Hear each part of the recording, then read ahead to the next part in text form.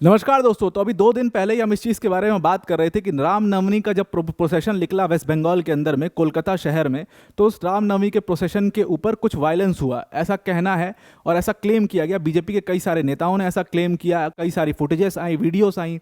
दूसरे तरफ का यानी कि टीएमसी का क्लेम यह था कि ऐसा कोई वायलेंस हुआ ही नहीं है। पुलिस ने भी बिल्कुल साफ कर दिया कि देखो वायलेंस तो हुआ है, लेकिन क्यों हुआ है, किस वजह से हुआ है, हिंदू मुस्लिम वायलेंस है, क्या है, उसके ऊपर कुछ भी कहने से पुलिस ने सीधा सीधा इनकार कर दिया। साफ नजर आ रहा था कि बचने की कोशिश हो रही है।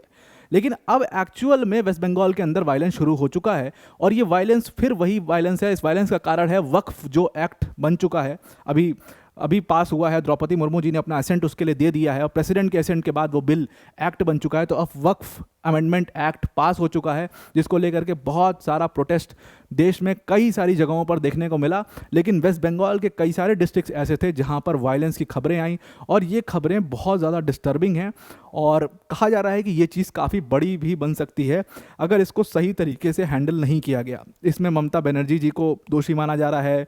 एक आरोप और प्रत्यारोप का जो पूरा पॉलिटिक्स होता है वो शुरू हो चुका है और इसको डिटेल में समझते हैं कि एग्जैक्टली हुआ कहाँ पर है और वेस्ट बंगाल में चल क्या रहा है, क्यों हो रहा है। डिटेल में समझने से पहले अनअकैडमी टीम की तरफ से एक बहुत बड़ी अनाउंसमेंट है कि अनअकैडमी ने अपने यूपीएससी सीएससी के सभी कोर्सेज में आपको 60% तक का डिस्काउंट दे दिया है, प्लस इसके साथ आपको 12 मंथ्स का फ्री एक्सटेंशन भी दिया गया है। यूपीएससी सीएससी का इस पूरे कोर्स के अंदर आपको अनअकैडमी की टॉप फैकल्टीज जैसे मृणाल सर, प्रतीक सर, सुदर्शन सर जैसी फैकल्टीज यहाँ पर आपको पढ़ा रही होंगी। इस पूरे बैच के बारे में मैं आपको वीडियो के अंत में बता दूंगा। अब अपने टॉपिक के ऊपर आते हैं वापस। तो देखिए, वेस्ट बंगाल का मुर्शिदाबाद डिस्ट्रिक्ट है, उस मुर्शिदाबाद डिस्ट्रिक्ट में एक्चुअल में एक प्रोटेस्ट निकाला गया। प्रोटेस्ट पीसफुल प्रोटेस्ट निकालने की कोशिश थी, तो पीसफुल प्रोटेस्ट निकाला गया मुस्लिम कम्युनिटी द्वारा, क्योंकि वो एक तरीके से वक्फ एक्ट जो पास हो चुका है उसके अगेंस्ट में प्रोटेस्ट करना चाहते थे, सरकार को अपनी नाराज़गी जताना चाहते थे।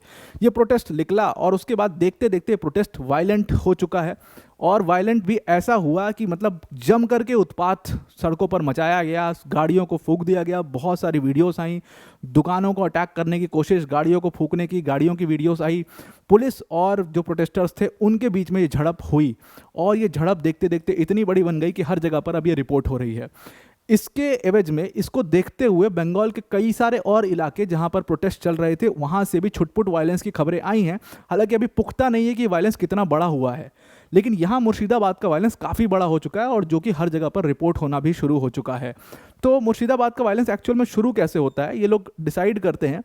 क्या हुआ कि पुलिस, एक रोड थी जो कि बहुत इंपॉर्टेंट रोड है मुर्शिदाबाद की, जो की रोड है पूरे मुर्शिदाबाद को कनेक्ट करती है, उसको इन लोगों ने जाम करने का प्लान किया कि जो मुस्लिम कम्युनिटी प्रोटेस्ट निकाल रही थी उन्होंने प्लान किया कि इसको हम जाम करेंगे और पूरा जो ट्रैफिक है उसको रोक देंगे। पुलिस वहाँ पर पहुँचती है और पुलिस फिर उनको हटाने की कोशिश वहाँ से करने लगती है और जब पुलिस उनको हटाने की कोशिश करती है फिर उसी दौरान मतलब बातचीत में करते करते वो वायलेंस शुरू हो जाता है, मामला एस्केलेट हो जाता है और वो वायलेंस इतना बड़ा हो जाता है कि उसमें गाड़ी फूकी जाती है, लोगों को मारा पीट हो जाती है, लाठीचार्ज करती है पुलिस को फिर रिटेलिएट करते हैं लोग और फिर वो बहुत बुरा सिचुएशन वहाँ का हो जाता है। अब एक्चुअल में ये चल क्यों रहा है, तो देखिए ये चल क्यों रहा है क्योंकि अभी रिसेंटली आपने सारी जो वायरल वीडियोस है उसकी स्पीचेस सुनी होंगी। राज्यसभा के सदस्य हैं राधा मोहन दास अग्रवाल, वो सांसद हैं राज्यसभा के, उनकी एक स्पीच बड़ी वायरल हो रही है, आपने देखा होगा, जहाँ पर खुलेआम उन्होंने बहुत सारी चीज़ें वक्फ बाय यूज़र को चैलेंज किया है और उन्होंने कहा है कि मैं कुरान भी पढ़ता हूँ, मैं सारी किताबें पढ़ता हूँ, मैं उसके बेसिस पर मतलब डिबेट करने के लिए तैयार हूँ, कोई भी आ जाए। मतलब खुले तौर पर उन्होंने बात राज्यसभा के अंदर करी है। तो बिल का एक्चुअल में हुआ क्या है कि जो वक्फ बिल आज तक आप सुन रहे थे, लोकसभा में तो पास हो ही गया था, राज्यसभा में भी पास हो गया, तभी वो सारी डिबेट जो है वो, और मैंने आपको पहले भी बताया था कि ठीक ठाक नंबर है इनके पास, कंफर्टेबली ये लोग पास करवा लेंगे।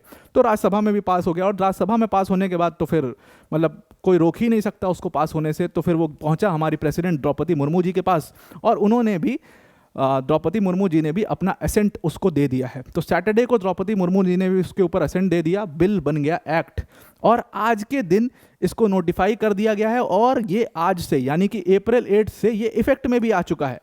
तो जैसे ही ये वक्फ एक्ट इफेक्ट में आया वैसे ही फिर प्रोटेस्ट जो है देश के कई सारे एरियो में शुरू हुआ, धीरे धीरे प्रोटेस्ट बढ़ता गया और अब वेस्ट बंगाल से आप ऐसी वायलेंस की खबरें सुन रहे हो।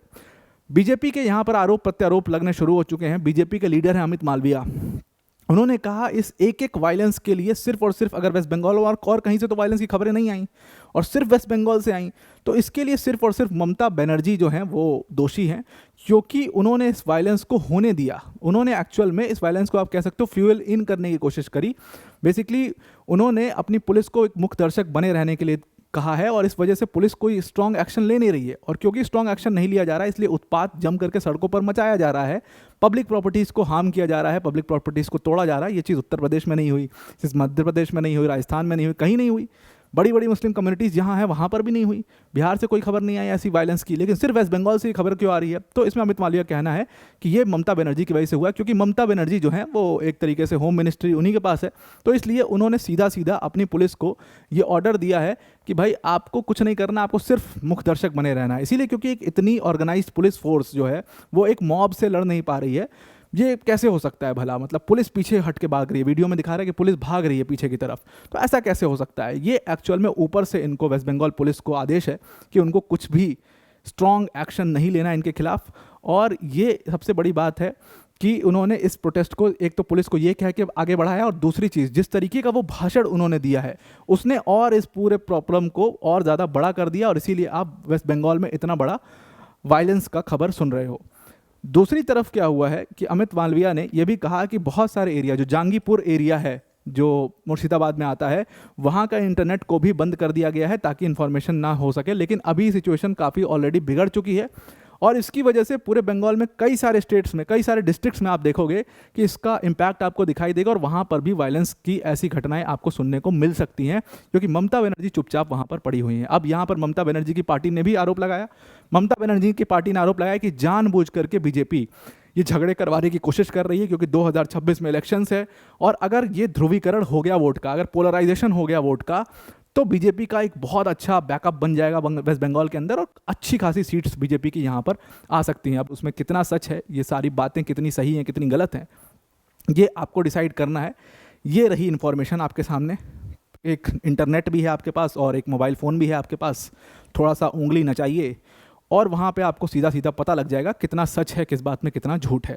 तो आई आपको ये पूरा आर्टिकल समझ में आ चुका होगा। वीडियो को एंड करने से पहले अनअकैडमी टीम की तरफ से बहुत बड़ी अनाउंसमेंट है कि अनअकैडमी ने अपने यूपीएससी सीएससी के सभी कोर्सेज में आपको 60% तक का डिस्काउंट दे दिया है, प्लस उसके साथ आपको 12 मंथ्स का फ्री एक्सटेंशन भी दिया जाएगा इन कोर्सेज में। ये कोर्स अपने आप में एक कंप्लीट प्रोग्राम होगा जहाँ पर जीएस, सीसैट, टेस्ट सीरीज सब कुछ कवर किया जाएगा। मेंस की टेस्ट सीरीज होगी इवैल्यूएशन के साथ, डेडिकेटेड डाउट सॉल्विंग सेशन होंगे, 1-to-1 मेंटोरशिप भी आपको इसमें प्रोवाइड की जाएगी।